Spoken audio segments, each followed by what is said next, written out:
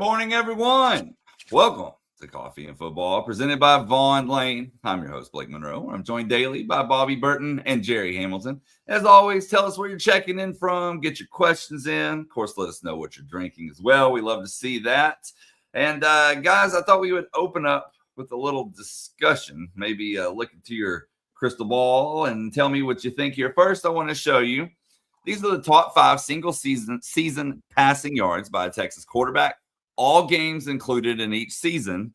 Colt McCoy back in 2008, number 1 with a little over 3,800 yards, 34 touchdowns, 8 interceptions. You can go down the list. Sam Ehlinger at 2. Colt McCoy hits number 3 again. And then Quinn Ewers with 4 and 5. But my question to the both of you and the chat, at the end of the 2026 season, will we see Arch Manning in this top 5? Better. I think that's my answer is we better. With the number of pieces he has around, barring injury, by the way, obviously. I think that always goes without saying, right, Jerry? But barring injury, I would say that we will see Arch Manning in this category somewhere, somehow. I mean, last year alone, guys, he threw for 3,163 yards. So it's not like he's that far off. Completed 61.4% of his passes, 26 TDs, 7 interceptions. I think he's already in that category of expectation. Like, I think he's going to get to the 34 to 3,500 range no matter what. I really do. And I think he'll do that in 12 to 13 games. He won't need 14, 15 to get to that. And the question I have, Jerry, is he going to have one of those years that you just say, okay, this is a Colt McCoy 2008 type scenario? Because we all know that was one of the best quarterbacking jobs. Now, I'm not talking about necessarily what Vince Young did in 04 or 05 in particular, but from a pure passing standpoint, when you complete 76% of your passes like Colt McCoy did in 2008, that's something else. But my question to you, I guess, Jerry, are we expecting as good of a quarterback season from Arch Manning as we've seen since Colt McCoy in 2008? That to me is the question. Because if Texas gets that level of quarterback play, Katie, bar the door. Yeah, this is a tough one for me because I think Sark, if things are clicking like he wants, he's going to run it, 53% of the time, if you look at the history of Sark. So if the run game's improved, if they're more discipline on offense in terms of penalties, playing ahead of chains, things such as that this year, then my hope is they run it 53% of the time. So if they do that, then it's going to come down to the drop rate for Arch, and Arch is a little more accurate in his second year as a starter.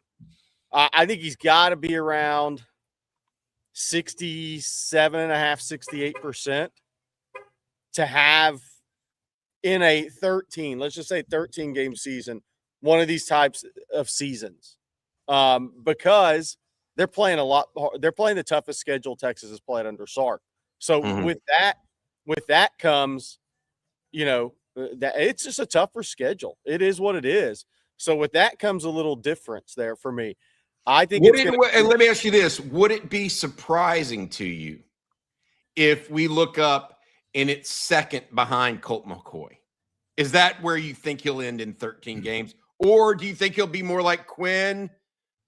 My point being, yeah, I think he's got I think I would peg him in at number 2 right now on this list from a expectation standpoint. Yeah. In 13 games. From ahead of everybody else. From an expectation standpoint, yes. I think that's what people expect from him. I almost hope he's in the Quinn range. He'll have more touchdowns than that.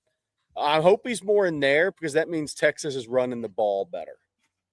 I think the more yards he has to throw for in, we say 13 games, probably means Texas isn't running the ball as well as they want to. That's the one thing I would say, because the schedule Texas is facing, they're not going to go out and average 40 points, 45 points a game and 500 yards of offense. That's not happening. So how is that going to balance? But I think from a quarterback playing standpoint, I hope it's, I hope for Texas season, it's in that Quinn range in 13 games, that 2023 in 13 games. Because remember, Quinn was hurt. And then he has that touchdown numbers up close to 30. I think if he does that, then that's the best scenario for Texas. That means he's had a tremendous season. If his completion percentage is also around 67.5, which is a big jump from last year. That is a big jump. That's a 10% overall jump from 60. Yeah, that would be a big jump. Yeah, that'd be a big jump. So if he can get to 67, that means people are catching the ball for the drop rate's going to be way down. That means his catchable ball percentage is going to be up as well, which it should be. All these things should be. But that also means Texas is running the ball better. Again, that's the way I look at it. I mean, remember, some of these numbers for Colt, Texas didn't run the football that well. They had at all. Their short passing game was their running game. And I don't think that's what would be healthy for Texas on this schedule in the SEC. So I think Arch could have as good a season, the second best season on a list like this, but it may not show up statistically, if that makes sense. I agree with you. I think that's a well thought out point. As we mentioned last year, 3,100 yards for Arch through 13 games. One thing I would say here, look at Arch's TD to interception ratio, Jerry, against some of these better seasons for a Longhorn quarterback. Essentially, 26 TDs. So he would have been fifth out of this, fifth. And then 7 interceptions. That's still a really good TD to interception ratio. Yeah. If you look at these big time seasons where guys are chunking it all over the yard. Yeah. So that being said, I do believe that if I were guessing, okay, or prognostic, Blake used the term, use your crystal ball. I think we look up and through 13 games, not 14. Through 13 games, I'm guessing that Arch Manning's name would be number 2 on this list in 2026. That's kind of where I come out. Somewhere above 3,600 yards, 3,700 yards, but beneath the Colt McCoy offense of 2008 that was so driven by the pass game. I mean, and look at the efficiency for Colt McCoy. I mean, 76% of your passes. Yeah, that's insane. My goodness. I mean, to this day, I mean, yeah. That's part of the thing with Arch and Sark is they're going to throw it down the field. Yes. So when you throw it down the field, your completion percentage is going to be lower. So a lot of this statistically comes down to how many big plays you actually hit and connect on. Last season, Texas didn't connect on enough of them. Thus, you had 60 and Arch missed some. There were a lot of drops, and we've been through it. So his completion percentage was 61.4. I think it's got to jump for the Texas team, by the way. It's got to jump to 66.5, 67 this year, knowing it's not going to be 70 plus because that style of offense Sark plays and as aggressive as Arch is. So I think if he can get to 66.5 to 67, that is a really good number of completion percentage. And if he does that, Texas, his numbers are going to be in this ballpark, I would think. If you're listening to this and don't have the video on, or if you're on podcast, number one, best season by a Texas quarterback from a passing yards perspective, Colt McCoy in 2008 with 3,859 yards. Sam Ehlinger in 2019 with 3,663 is number 2. Colt McCoy, his senior season actually dropped down to 3,521 yards. Quinn Ewers, 3,479 in 2023. He dropped down in his last season as well at 3,472 in 2024. I have a question. There's 2 guys there that you could say they regressed one year to the next, Jerry. In Colt and Quinn both. The last year was not as good as the previous year. Yeah. We don't see that happening to Arch Manning. We still see him growing, right? Yeah, I do. And I think the Quinn's is easy from 23 to 24. Moved to the SEC, played Georgia twice. Yeah, that's true. I mean, done. But he had 16 games. He had 16 games. Right. He did miss a couple games. And he was injured again. Yeah. But that move to the SEC was a big one. So this is what I wanted. Obviously, nobody's the same, right? The teams aren't the same as a year ago. There's different personnel.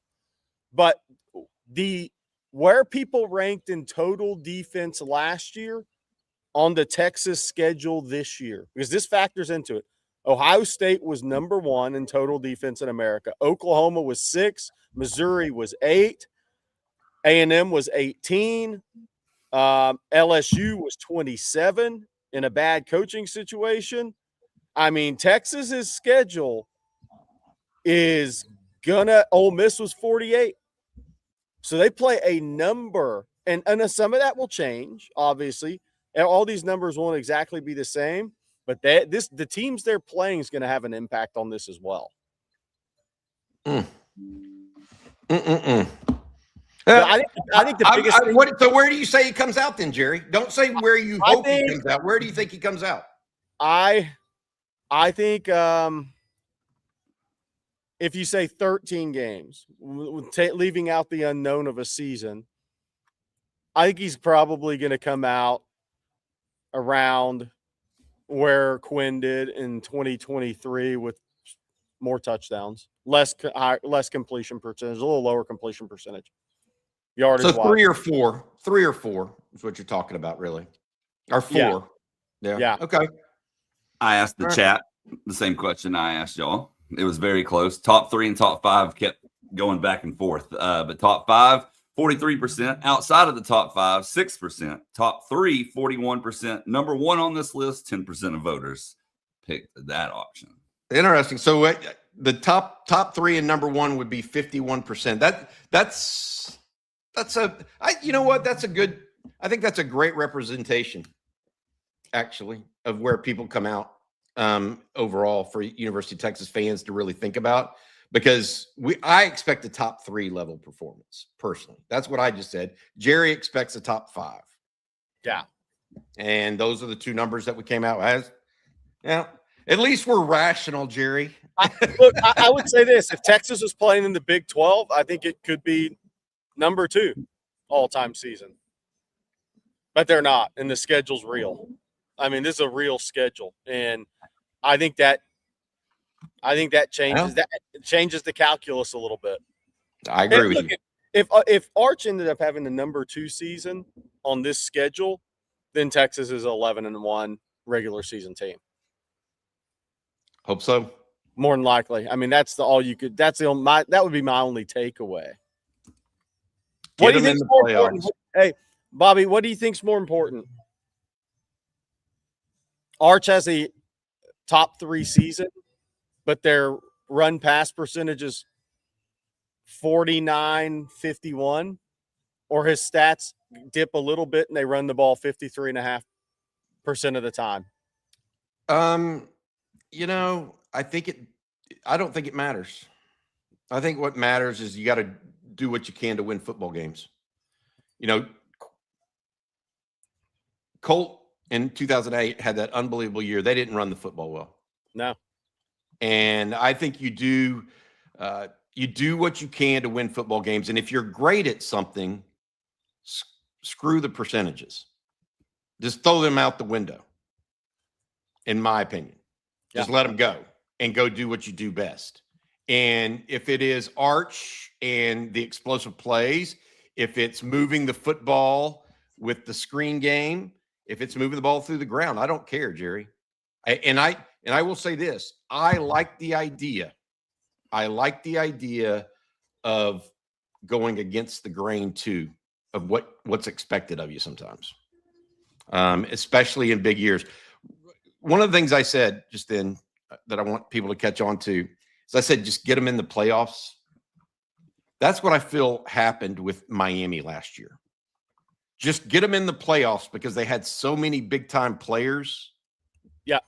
If Texas just gets themselves into the playoffs, they have so many big-time players that can change games. I'm not so sure there isn't some similarities there between the two teams last year and this year for Texas. Really, really believe that. All right, hey, we need to say thank you, if you don't mind, real quick, to our friends over at Vaughn Lane. If you're in the Woodlands, right now they have new routes with no stress. If you're in the Woodlands or North Houston, and you've ever driven to Austin for work, a meeting at the Capitol, or a weekend on campus, you know the drill. 3+ hours on 290, construction zones, and you show up drained before your day even starts. Vaughn Lane just launched a new route between Austin and the Woodlands that changes all of that. You sit back in a first-class leather seat, connect to Starlink Wi-Fi, and arrive ready to go. And Longhorn football fans, you can book game day trips right now through October. So get on it. For Austin folks, the Woodlands route opens up easy access to concerts, family visits, and business in the area, all without battling Houston traffic yourself. And unlike the airlines, Vaughn Lane doesn't charge you extra for a seat assignment, your luggage, or Wi-Fi that barely works. You get 22 oversized leather seats, Starlink internet that's actually fast, complimentary snacks, drinks, hot towel service, and meals on select departures. You walk into a hotel terminal, skip the TSA circus, and ride in comfort. That's it. No games. Vaughn Lane serves Austin, Dallas, Houston, San Antonio, Fort Worth, Plano, the Woodlands, Nashville, Memphis, and Atlanta. Head to vaughnlane.com. Enter promo code OTF26 for $20 off your first ride. It's Vaughn Lane, your private jet on wheels. And I got to tell you guys, having used Vaughn Lane, it just takes a load off your brain when you don't have to be the guy behind the wheel these days. It really does. Good stuff. Vaughn Lane, your private jet on wheels. Oh, well, after that good quarterback discussion, got the chat going, that's for sure. Let's jump over to a question from the chat. This is a super chat from Juan Garza. He says, man, that was a cool recruiting trip video with Marcus Facato. What are your thoughts? Does that hurt recruiting when other teams see that? Now, we don't have time to play the whole 22-minute video. And before you answer this, I took a clip from that video of Sark and Marcus. They're one-on-one. Well, him and his family sit down with Sark, and I cut it up. And I'm going to play that for everybody, and then we'll come back to his question. Get comfortable. Don't get comfortable. Come on. What's up, guys? Yeah, you can leave it. Thank you. You're welcome. It's awesome to have y'all back. Did all three of you come to the game? Yes. You're all, yes, yeah, that's what I thought. Yeah, I wanted to make sure I didn't. That's pretty good. Graphics are pretty good nowadays. We get to like speak things into existence, you know what I mean? Well, y'all have been on a little bit of a tour, huh? Yeah. This spring? How many stops y'all get? I lost count. This is our seventh one. Seventh, yeah. Seventh now. Give me this. First of all, I'm gonna start here. I'll come back to that. One, clearly, you all could be anywhere in the country. There's not a school in the country that would say, no, don't come, we're okay, right? And so we don't take that lightly. Like, we're very, very appreciative and humbled that you're taking the time to be here with us. We don't take it lightly. We're grateful. We want y'all to have a great experience. Okay, so if something isn't going the way we want to, or you don't want to, just please tell us. Like, that the people we have here are more than capable of changing plans, making adjustments. Like, we are more than capable of doing that, and we'll talk more about them here in a minute. But what I want to get to is, give me something. Don't name the school. Give me one or two things that have stood out to you that you've seen over the 6 stops, now being on 7, that you've enjoyed. Like, something that is, you in the back of your mind, I'm going to remember that. That was you know, as you're going through the process of deciding what you want to do. I'm going to say the strength and conditioning program. Yeah. And then I'm going to just say it was you guys. I don't care. Oh, really? Yeah, that blew me away. Did you just get done doing that? We had it first meeting. That blew us out the water. I don't know about that. Awesome. I'm going to talk more about him in a minute. Probably like academic stuff. I'll say that for sure. Yeah, so academic plans that some schools have. Yeah, I like that. Mom, how about you?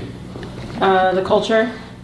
Yeah. There's been a couple schools that like just doing amazing job of and making him feel welcome. And as a mother, I feel like, oh, okay, he'll be in good hands. Yeah, I like that. I like that.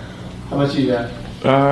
It's who can maximize his potential. Yeah. Yeah. And develop him. Do you feel like certain schools had better plans than others?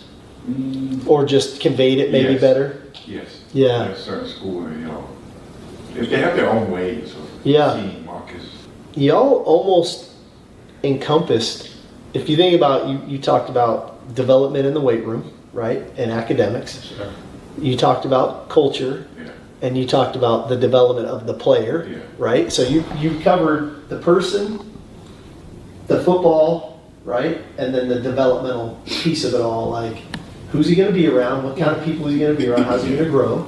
Who's going to coach him to make him the best player that he can be? What type of degree am I going to get, and how am I going to make that happen? And how's the strength coach going to get me bigger, stronger, and faster? In a nutshell, that's kind of college, right?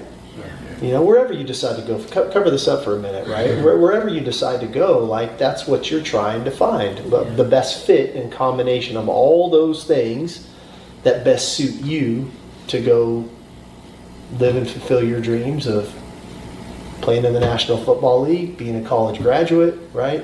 Doing the things that, and doing it the right way and being around people that you want to be around, And so I love that. And now we're going to make it really hard on you, and we're going to do the best at all that. No, I'm just kidding. And I will say this. I don't pretend to think that there aren't other programs that do a great job, right? And we try to be the best at all the things that matter. I think that to the things that matter the most, because I don't think you can be the best at everything, right? If you're a jack of all trades, you're a master of none. But we try to identify the things that we think are of the utmost importance to you while you're here as a student athlete. And sometimes that takes away from maybe the recruiting experience of it all, because we really try to do our best to give you the real, so that when you come and I've got 23 true freshmen that got here in January, that they're having a positive experience and feel like they're getting better every day, rather than 2 months or a month into it calling home to mom and dad being like, this isn't what I thought. The coaches aren't acting the way they thought. What Coach Beckton told me in the weight room, we're not doing what he said. So we have to give it to you real, rather than give you a bunch of fluff and make it all look pretty and perfect. We try to look under the hood, as you say, right? And like the car can look shiny, but what's under the hood? This is like, I love what I get to do every day. That's awesome. That's fun. It's a lot of fun. So Sure. have a great rest of the trip, and then I'll circle back with y'all tomorrow afternoon. Okay. Thank you. Your time. Yes, sir. Awesome. Okay, ready? 1, 2, 3. 1, 2, 3. 1, 2, 3. Get comfortable. Don't get comfortable. Come on. Forgot I had loop on. My bad. What a great monster calves. All right, keep going. Hey, before y'all say anything, I want to give some credit. That video is from YouTuber Made by Tay G. That's TAEG. Made by Tay G. Go check out the full 22-minute video over there. YouTube.com/made. We have it linked on ontexasfootball.com as well. The whole video is over there on the site. Yeah, it's tremendous. And Jerry, I think you and I, look, we've been through a lot and seen a lot in our days in football recruiting. That's one of the best put together videos of a recruiting trip that we've seen, because it didn't. A lot of those videos are, look at me, look what I'm doing, very sensationalistic that some of these video crews do. That one felt like this is what it's like to go through a recruiting trip. It felt very down to earth. It felt very, hey, this is what it's like, hanging out at the hotel for a little bit when you're tired, going to dinner with an agent, David Mulligetta. I mean, a number of different aspects came into play, and I thought the video did a great job of showing people who enjoy recruiting, and this is not just recruiting. This is also portal recruiting too, because it's very similar how they treat it. I thought it was very interesting and really, really well placed. Marcus Falcato out of the state of California, very good friends with Richard Wesley. He played with Richard Wesley some. That is a young man that also appears in the video a little bit. Our Hank South is there asking him some questions at the very end. They even covered the media perspective of it. I would really, if you have 22 minutes and you enjoy this kind of stuff, I would suggest somebody you watching that video.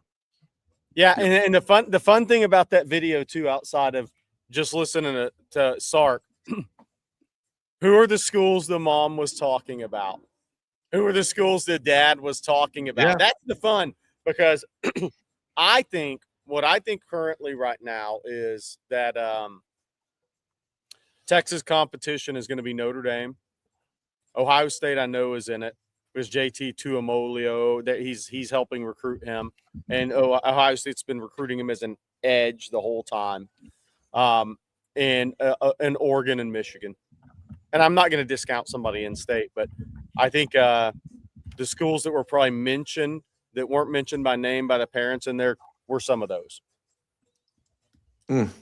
Well, whatever the case may be, it gave us a tremendous view into it. Juan Garza says, does that hurt recruiting when other teams see that? No. I don't think so. I think that other teams probably do something very similar. Yeah.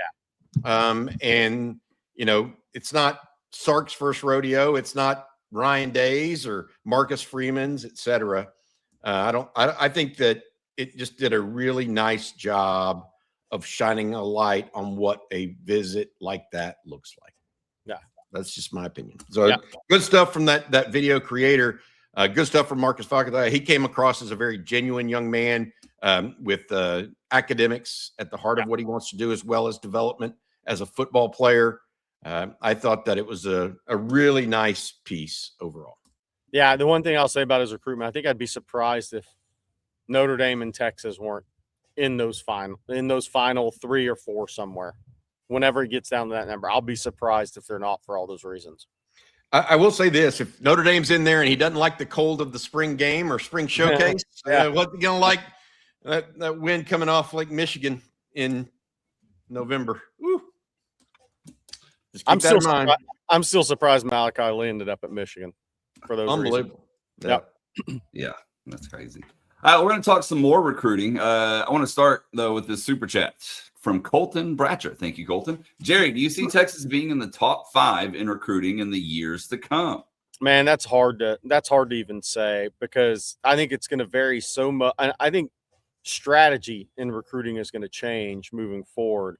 How many top high school guys some programs go after versus other programs? I think there's so many variables right now.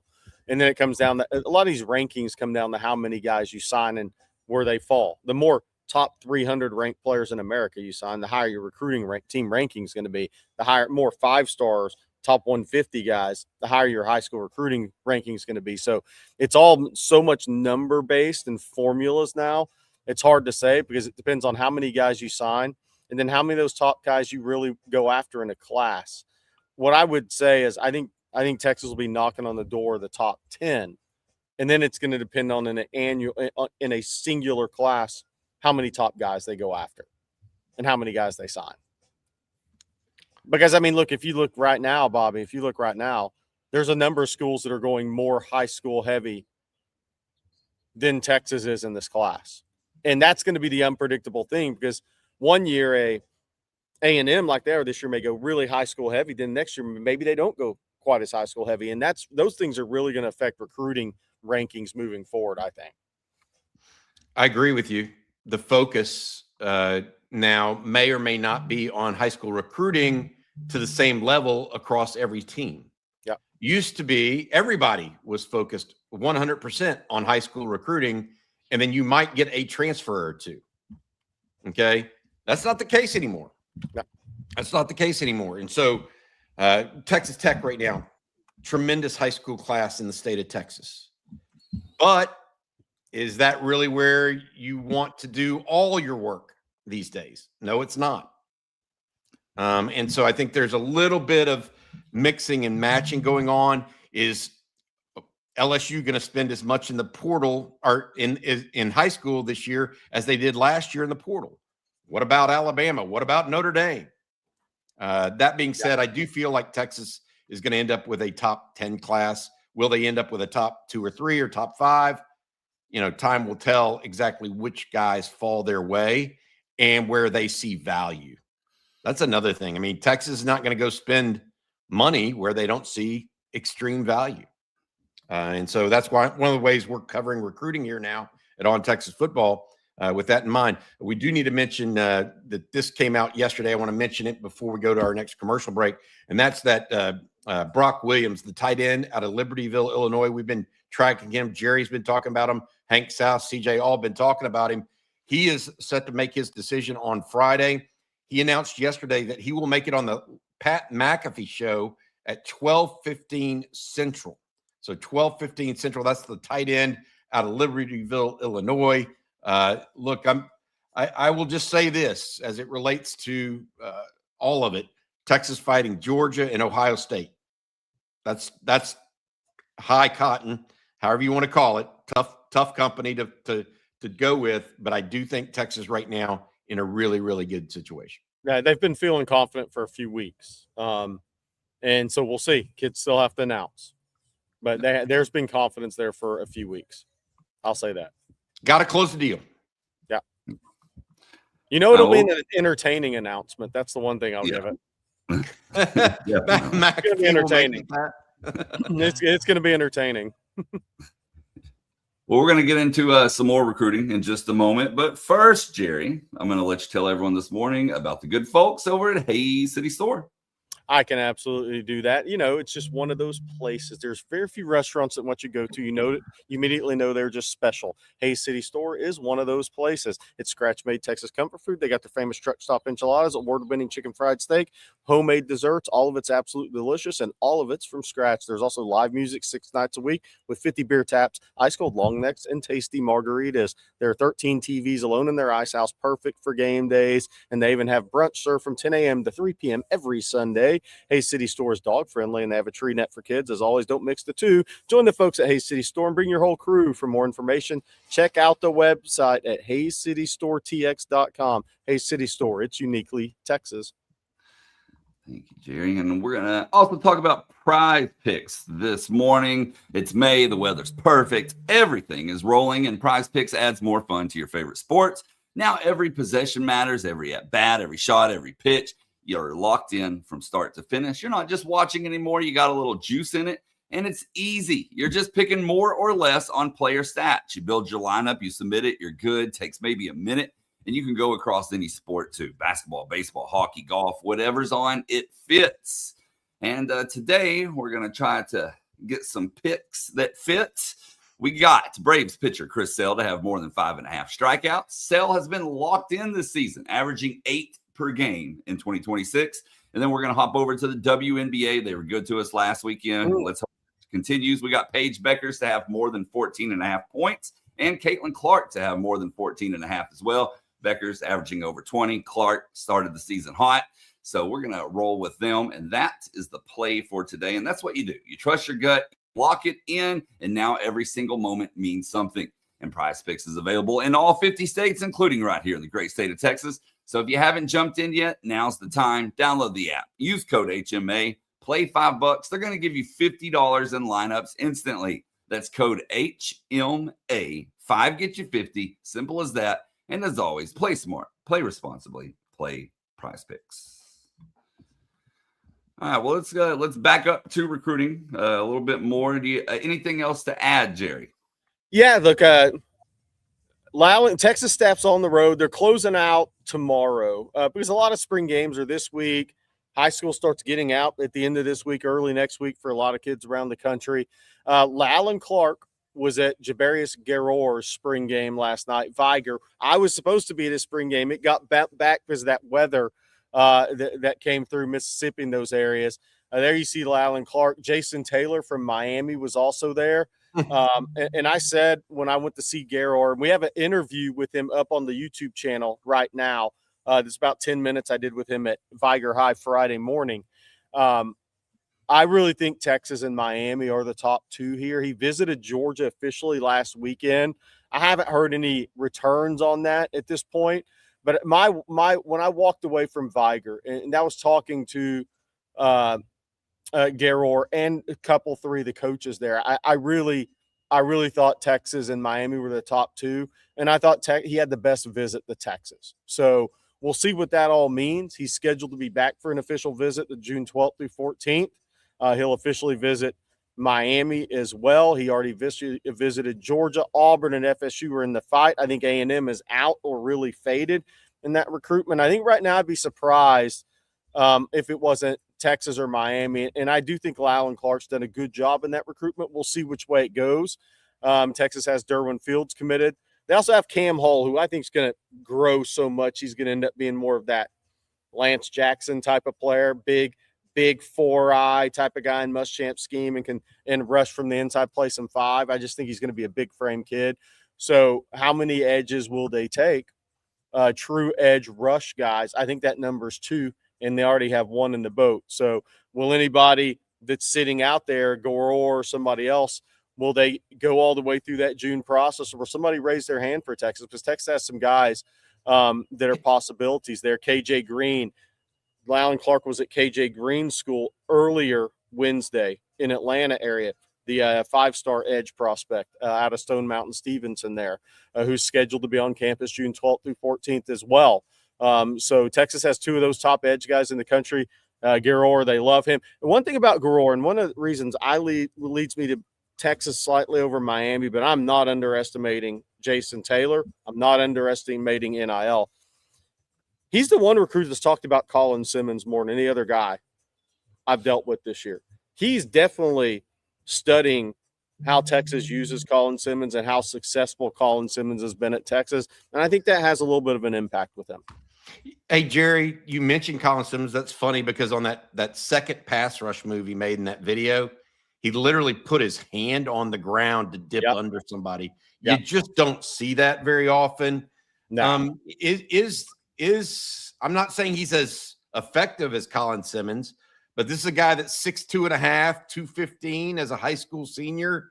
Is Colin Simmons his proxy or his comparison? Or, I mean, it's hard to tell anybody that somebody's as athletic or as good as productive as Colin Simmons was. Yeah. I mean, and he's close. I would say he's closing in after being there 6'3" and 225-ish, maybe even closing in on 230.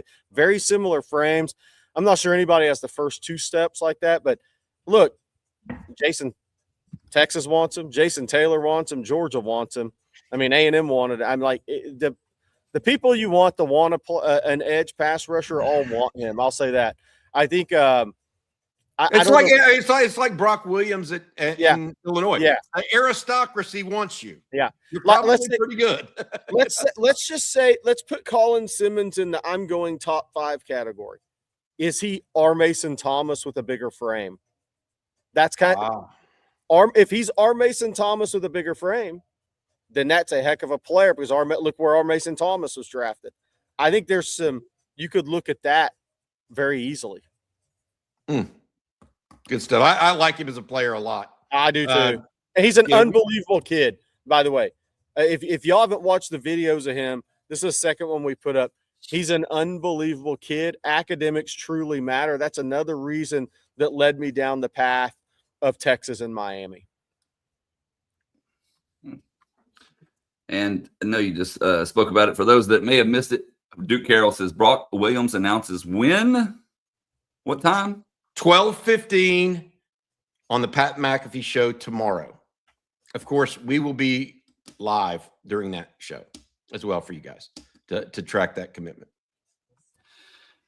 And devised by Dev says, what's the deal with Texas Tech and A&M absolutely killing Sark for in-state guys and losing out nationally on the lines? You don't build national title lines via the portal.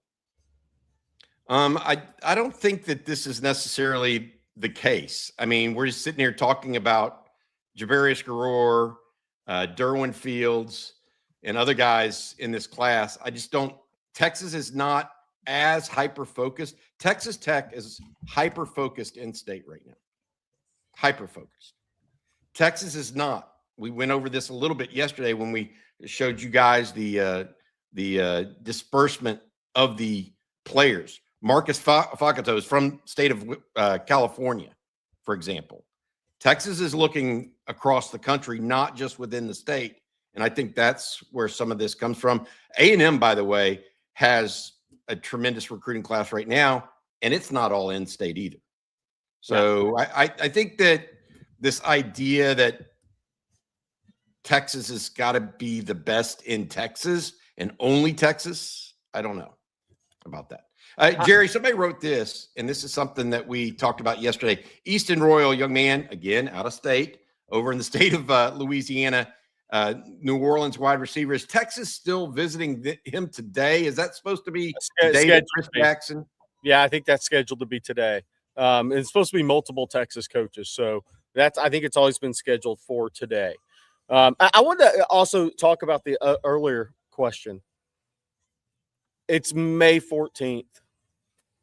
I mean, I'm let's see where things are at in August. But I will say this.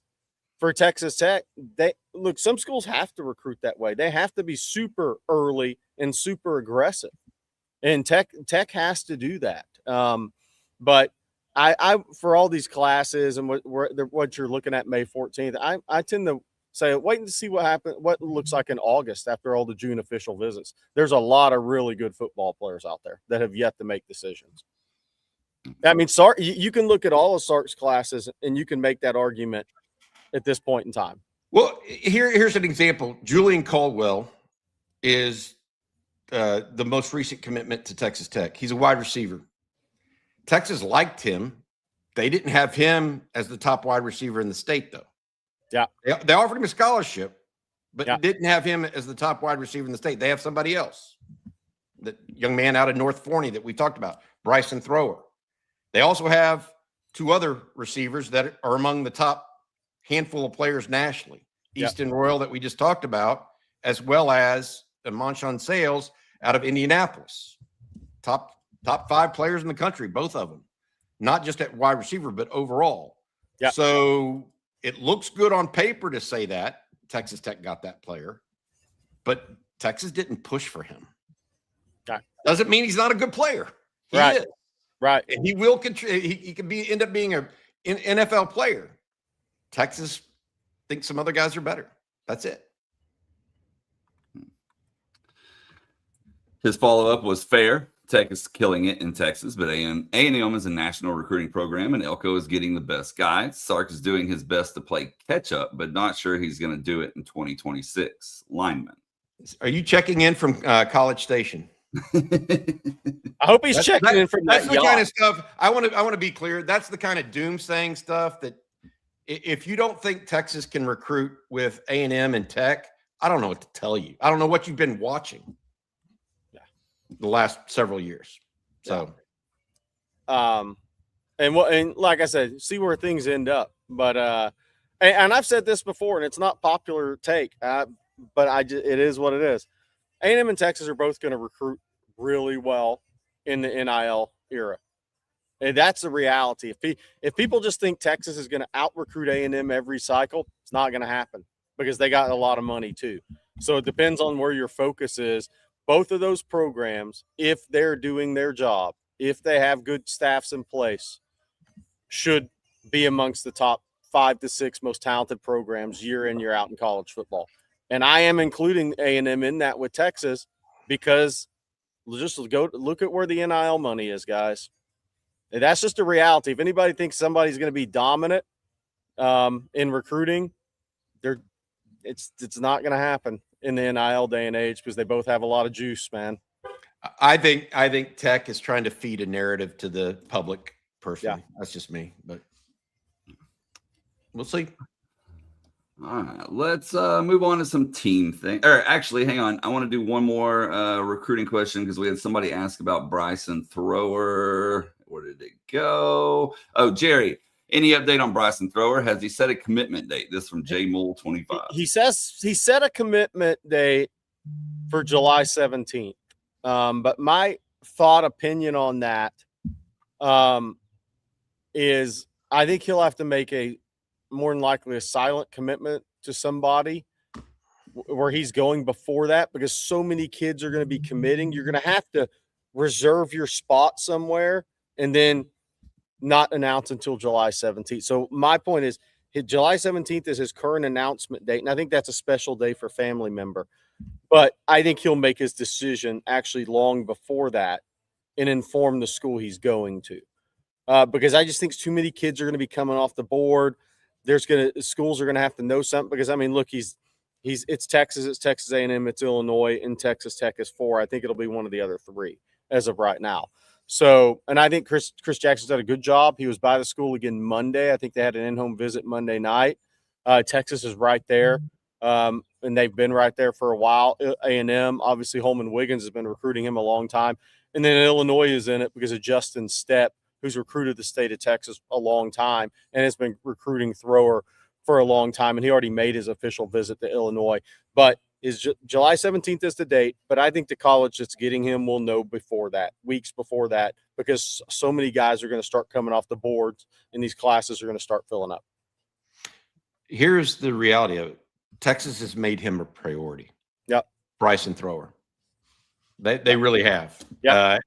At the expense of some people that may have had closer ties and been really good players to the a lot of people are mentioning Trey Moore at Pflugerville, which is nearby Austin. Texas and Moore, Jerry, you reported this earlier this week, have decided to go in different directions, and then Moore put out a different top group of schools. That's no knock on the player. That's no knock on Texas. No. It's just other people prioritized Moore differently. Yep. Texas has prioritized Thrower, unlike they didn't prioritize Julian Caldwell that went to Texas Tech. I'm just trying to give you guys, like, just because people want to put out there and promote that they got this player or that player doesn't mean that's what the way Texas sees it. It's just not. So I'll leave it at that. Let's see here. I want to read this before we do some ads from the right man. Love y'all. Help me get through my 3-mile walks. Also, today is my wife's 53rd birthday. Hook 'em. Happy birthday to your wife. Happy birthday. You're not supposed to tell us her age, though. Well, you get one demerit today. I may do this show while doing a 3-minute walk, 3-mile walk. 4-mile walk. I may do this show while doing a 4-mile walk one day. Oh, goodness. Can I get a contraption where it holds the phone up in front of me that long? Hey, speaking of phones, why don't you tell us how people can charge their phones with the all-new Ridge Power Bank? I'm telling you guys right now, the Ridge Power Bank is one of those products you use one time and immediately go, okay, why did I not have this sooner? Everybody has dealt with this. Your phone needs one cord, your headphones need another, your watch needs something different. And somehow when you actually need a charger, it's never the right one. You end up digging through a bag with 5 different cords tangled together. That's me on this trip, guys. Promise you. And it looks like Christmas lights tangled together. That is true. Ridge fixed that. Their 5-in-1 travel power bank has built-in charging options so you can charge your phone, your Apple Watch, USB-C devices, Lightning devices, and even use MagSafe wireless charging, all from one premium power bank.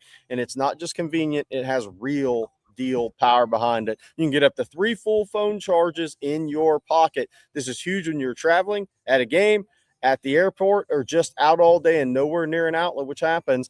This thing isn't bulky either. It's sleek, looks great, and exactly what you expect from Ridge. Kind of like a 5-star receiver. Clean, durable, premium, and built to last. And with Father's Day coming up, this is the perfect gift for your dad because it's something he will actually use. One thing to pack, 5 ways to power. For a limited time, get 40% off Ridge's huge Father's Day sale at ridge.com/ontexas. Don't miss one of their biggest discounts all year. Just head to ridge.com/ontexas and you're all set after that you purchase. The last where you heard about them, that's On Texas Football. Home of Sackles. I haven't heard that in a while. We have not heard Sackles. It's been a while. Jabarius Garor has 43.5 Sackles the last 2 years of high school football. He's durable, just like Hexclad pans. And listen up, spring cleaning is here. Before you pretend your kitchen is fine, go look at that pan you've been using since college. If it's warped, scratched up, burnt, or maybe smells like bad decisions, it is time to upgrade. That's why I'm a big fan of Hexclad. These pans are legit. They give you the sear and the heat control you want from stainless steel, but with the easy cleanup of non-stick. And that's the part that got me. You can actually cook with them. You get great results. And then you're not standing over the sink for 20 minutes trying to scrape everything off. And you don't have to baby them. Hexclad is metal utensil safe, dishwasher safe, oven safe, up to 900 degrees. And the stay cool handles are a big deal when you're moving fast in the kitchen.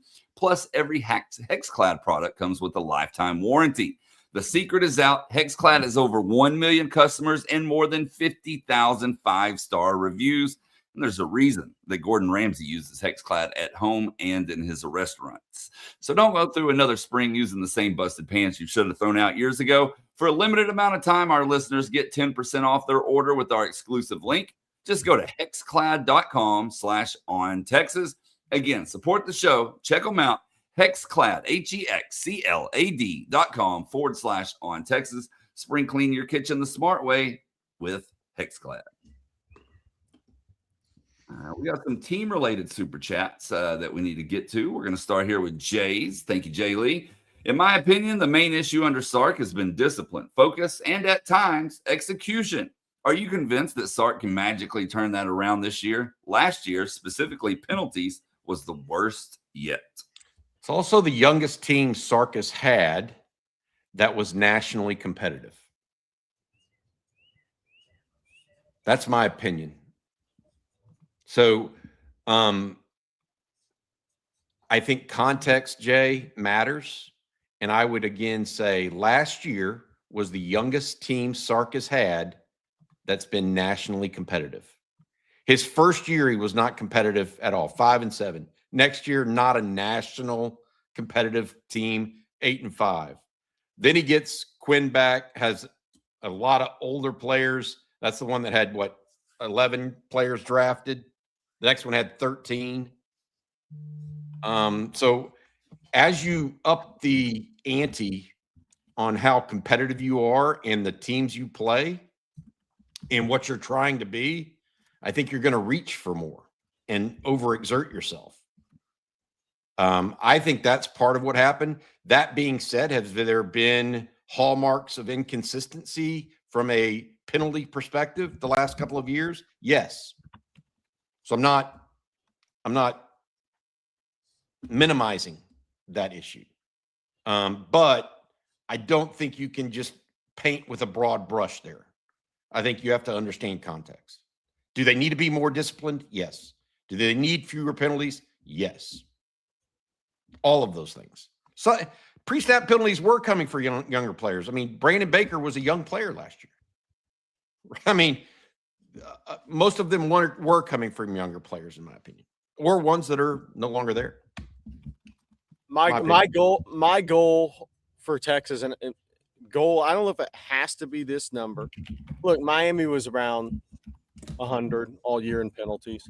They had a lot of late hit penalties, Miami football, but so it can be costly.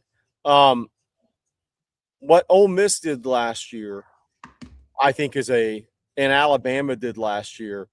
If you saw Texas make that type of jump, would mean great things for the season. Ole Miss went from 120th and 118th the prior 2 years in penalties to I think 54 or 58. Somebody can look up the exact number. That's a big difference in your team, and probably a big difference in how far they got at the end of the day. And didn't have a quarterback that a clutch team, but they played much more disciplined football. Alabama went from DeBoer's year one, they averaged 7.4 penalties a game. They dropped 2.9 penalties a game last year in year two. Ended up in the playoffs. Is that why? I don't know, but it certainly helps. I think if you see Texas make a jump, and Texas was, 135 last year.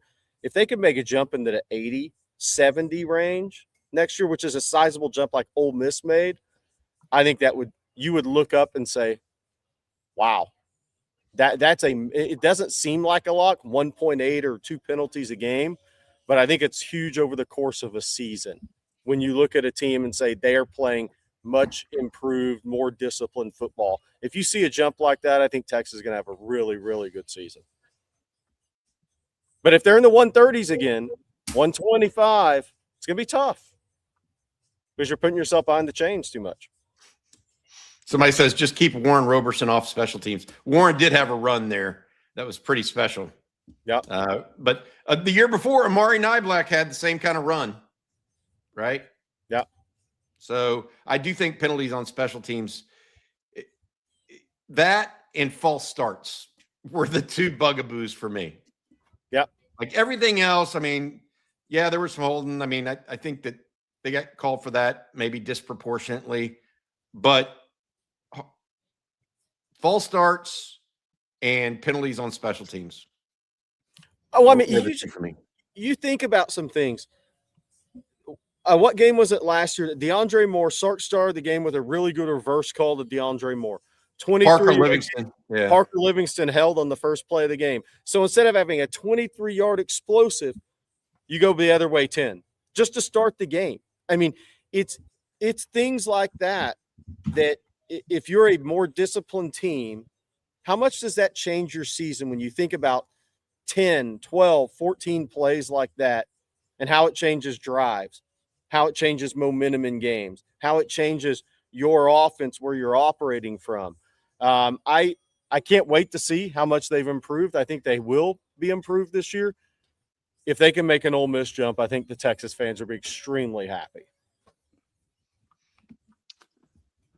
Parker Livingston, by the way, was a first-year starter making, I go back to that, guys. I mean, they were a younger team last year overall that they've been since Texas was back in the national picture. I think that had a bearing on it. All right. Let's see. UT Tyler guy. Let's apply this quarterback comparison to past team wide receiver and running back stats. Where do we think our wide receiver core and running back group will fall? Where do we think they will rank? Now, we did this with the wide receivers already. We talked about who could possibly make that list. And I think it was tough to come up with an answer. Bishop may be the only one that y'all thought. But what about running backs? And I don't have a graphic offhand because I didn't know this question was coming, but well, I don't think the running backs are going to have any chance of catching any kind of UT record. There's no chance. I mean, Texas has too big of a history, and maybe pass catches out of the backfield. Someone might catch that as a running back. But I mean, look, Deontay Foreman, Earl Campbell, Ricky Williams, Cedric Benson, Jamal Charles. I mean, I don't know what to tell you. You're not going to get a running back by committee, which is what I think Texas is likely going to use a little bit this year. Any of them entering into that top 5 of all time list, except maybe pass receptions. That's the only way I could see that. At wide receiver, Blake, I do want to mention this. Mm-hmm. Jerry and I, we're talking as we often do, just BSing on the phone. And Jerry, you and I were talking about Greg McElroy. Yeah.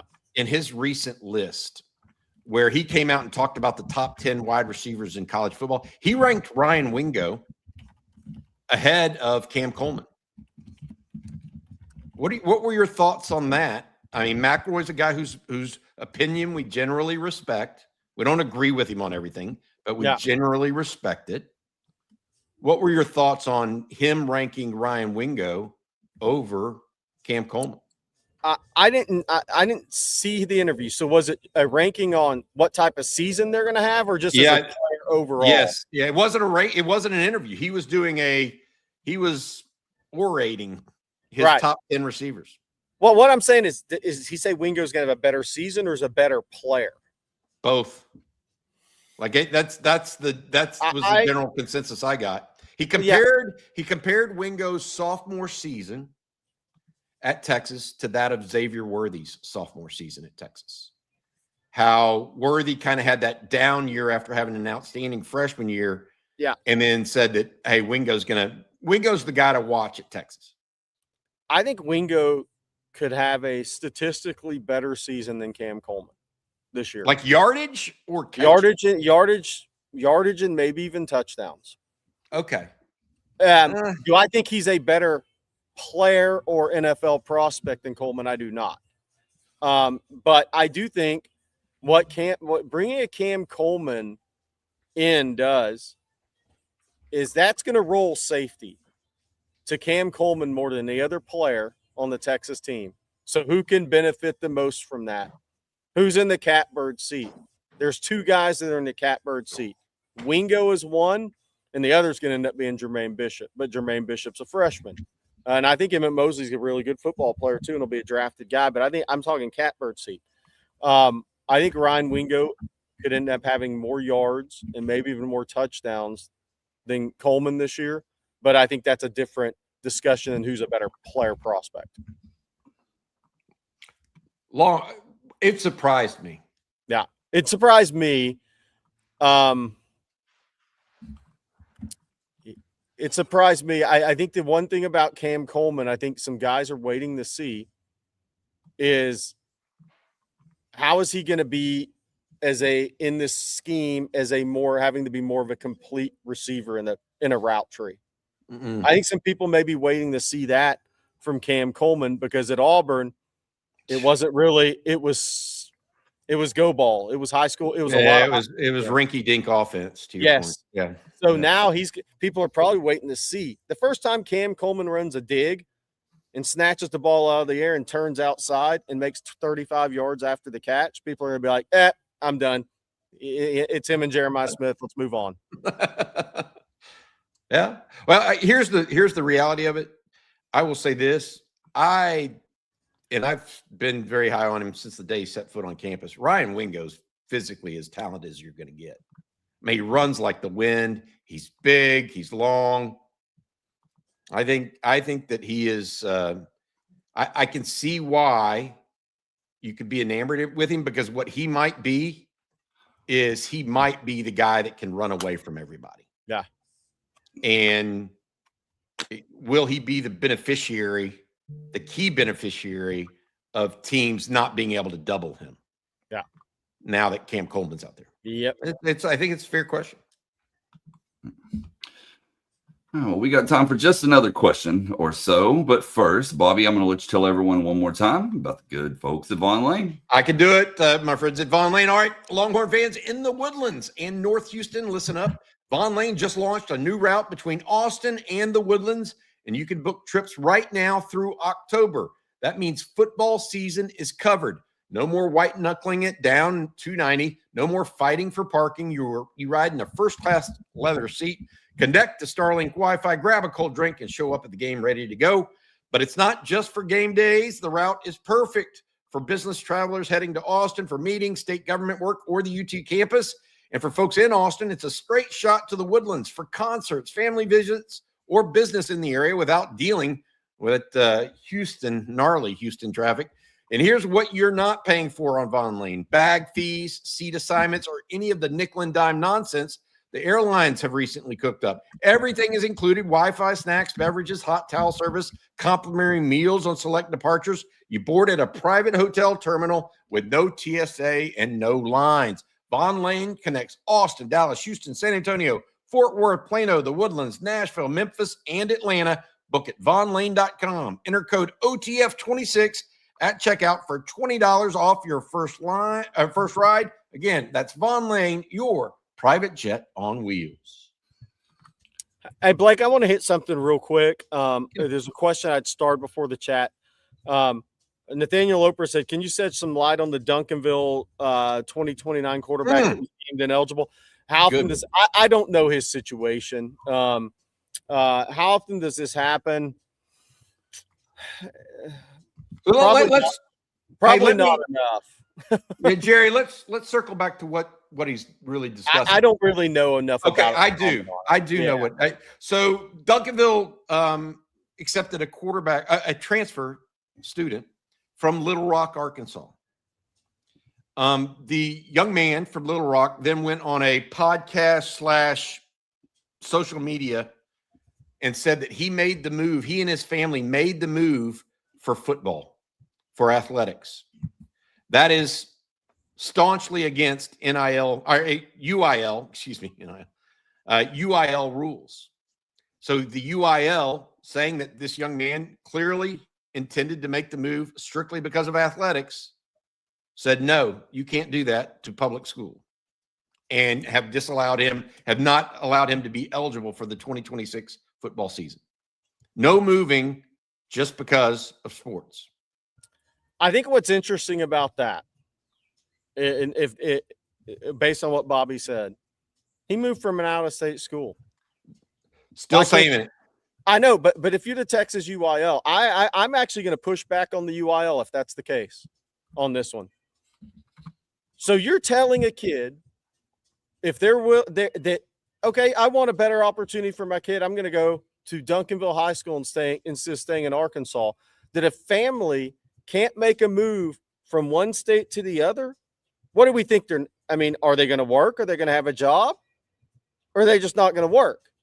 Like, to me, that I'm going to push back on the UIL on this one, because that normally happens from schools in state to schools in state, which gets into a different area. But if you're going to sit here and say a kid and a family can't make a decision to move from maybe an area that you're not going to get as much run for your kid, as much exposure for your kid, if you're willing to make a move in state, if you have jobs, and maybe they did research, the family's not going to work. I don't know. That's why I said I don't know enough about the situation. Hey, Jerry, it's being said that the UIL didn't get it. It was Duncanville. Duncanville is the one who ruled him ineligible. Yeah, the only reason Duncanville ruled him ineligible is if the UIL came to them behind the scenes. They're not doing that unless they're pressured to do that. I would probably agree with Jerry on this. So I'm going to take issue with the UIL on this, because look, I don't know this whole situation, but if the family moved and the parents got jobs, then that's different. But I have a feeling that it probably was more than that why the kid ended up at Duncanville High School too, without knowing it. So there's all sorts of things that go on in high school recruiting nowadays. It's crazy, though. To your point, that's crazy. Just all of the nonsense. Yeah. I mean, look, we're getting that. That's AI seems to think it's the UIL. There was definitely push. Duncanville isn't making that decision on their own. The kid's really talented, but I think the UIL's got to be a little careful on this stuff at the same time. I love y'all know my dad coached high school ball for 40 years in Texas, and I played in Texas. But you got to be careful pushing too many kids out of the state. I mean, we're losing a lot of kids to the out-of-state schools because there is no NIL in Texas. And I know, and I get why but there comes a point in time the UIL is going to have to make some decisions here, because we're going to start losing too many kids out of the state. It's too easy for the guys to leave the state now. So I think the UIL is going to have some real conversations in the next 2 or 3 years. Now we got a couple of super chats. One is a comment. Rocky P says it's loin girding season. Pearl clutching already started. Josie about to have a classic meltdown. And then everyone regrets doubting Sark come August. You can almost set a clock to it. Thank you, Rocky P, for the super chat. And then Travis Eden, says, do you see Texas finishing ahead of Oklahoma in recruiting for 2027? Or do you think we'll go for a more blended approach with portal players, or both? By the way, I want to say this. I just did I just counted while the last ad reads I wasn't involved with. Texas has official visits in June as of today from 11 players ranked in the top 100 in the country. So for those worried about recruiting rankings right now and other teams who may be more aggressive, that's why I say let's let the dust settle a little bit. Get through June and these July decisions. There's a lot of big names out there that haven't made decisions. Georgia has 7 commitments right now. Does anybody think Georgia's going to have the 20th ranked class in the country? I'll go against that.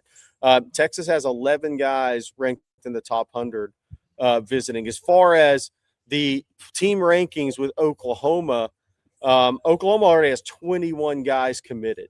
So the question is for them, and I don't think they'll hold on to the number 1 ranked class, obviously, because not many 5-stars have committed yet. That's the main thing to know about class rankings right now. And Texas has multiple 5-stars coming on visits. But it's how big of the class does Oklahoma actually have? They have a number of guys making official visits coming up in June. So if they push a class to 30, 31, 32 guys, they're going to remain way up there in the class rankings because I think Bobby and I think Texas 23, 24. A&M's probably going to be about the same. Most of these schools are probably going to be in that range.